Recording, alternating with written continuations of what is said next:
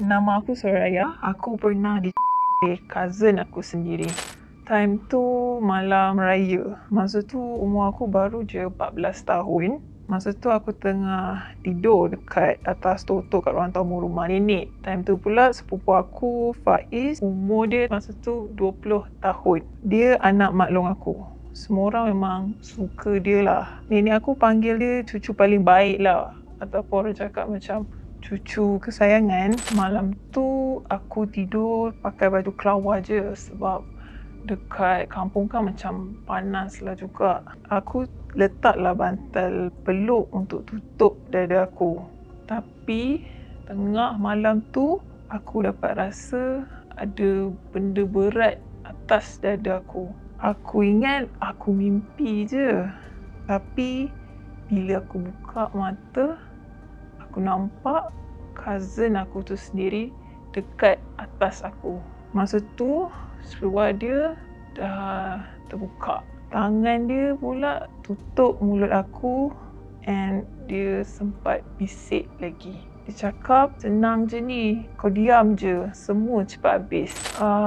Aku gigit tangan dia, tapi masa tu dia cekik juga leher aku and aku ingat aku memang dah nak dah masa tu. Dia sempat koyakkan baju kelawar aku dan dia terus paksa aku untuk diam. Masa tu aku tengok kemaluan aku dah berdarah dah. Tapi dia tetap nak teruskan. Bila dia dah siap, dia terus ludah kat muka aku. Dia terus cakap, ingat kau yang mula dulu. Kalau kau cakap, aku cakap kau yang goda aku. Aku pergi bilik air. Aku terus gosok badan pakai sabun sampai kulit aku memang semua merah lah. Tapi walaupun aku dah gosok badan sampai merah-merah, rasa jijik tu memang tak pernah hilang lah. And esok pagi tu, masa semua orang tengah nak salam raya and aku nampak Faiz nak salam mak aku, salam nenek, and aku nampak dia gelak je dengan pakai baju Melayu, makan ketupat macam tak ada apa-apa benda jadi pun malam tu. Tapi aku tak buat apa-apa pun.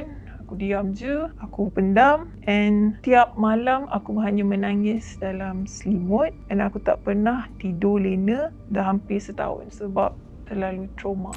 Aku senyum je depan orang tapi badan aku semua makin kurus. Aku jadi takut nak sentuh lelaki and aku memang dah tak nak balik kampung. And bila mandi, aku selalu sangat pengsan and aku kerap lah tangan, peha aku, and aku memang nak rasa sakit fizikal tu lebih sakit dari dalam hati ni. And macam-macam aku dah buat sebenarnya. Aku dah cuba telan ubat tidur tapi Tuhan ni masih sayangkan aku. Lepas raya tahun lepas, dia cuba masuk bilik air waktu aku mandi. Tapi aku sempat kunci pintu bilik air tu. Masa tu memang aku terus breakdown. Aku jerit. Aku memang tak tahu nak buat apa. Aku terus je cerita semua benda dekat mak aku. Mak aku memang terkejut and menangis teruk lah. Tapi dia tak marah ke apa, dia terus peluk aku and cakap mak minta maaf sebab tak nampak semua ni dari awal,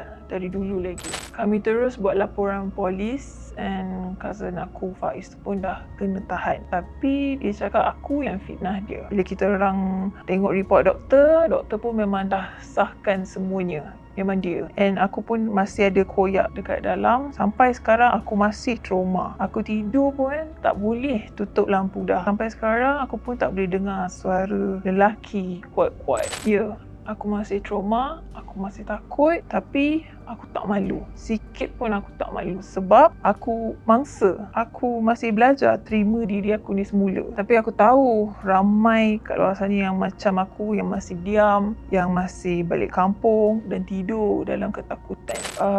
Kalau korang pernah kena, walaupun dengan darah daging sendiri, korang tak salah dan korang tak pernah salah. Jangan biarkan pemangsa ni terus hidup senang sebab kita takut. Lawan je habis-habisan and suara kita ni boleh selamatkan orang lain. Dan korang sebenarnya berhak untuk hidup dengan tenang.